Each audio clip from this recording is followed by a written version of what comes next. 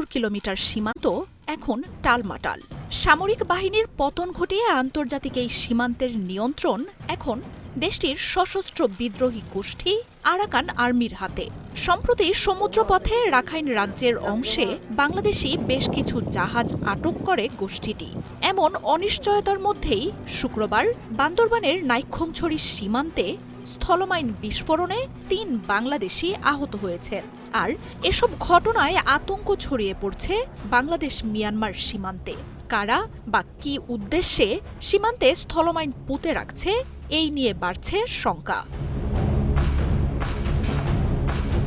শুক্রবার নাইক্ষ্যংছড়ির আষাঢ়তলীর ফুলতলী সীমান্তের ৪৭-৪৮ নম্বর এবং দোছড়ির ভালুখাইয়ার সীমান্তের ৪৯ নম্বর পিলার এলাকায় স্থলমাইন বিস্ফোরণের পৃথক ৩ ঘটনা ঘটে। অন্তত ৩ জন আহত হওয়ার পর ২৫০টিরও বেশি ডিজাইন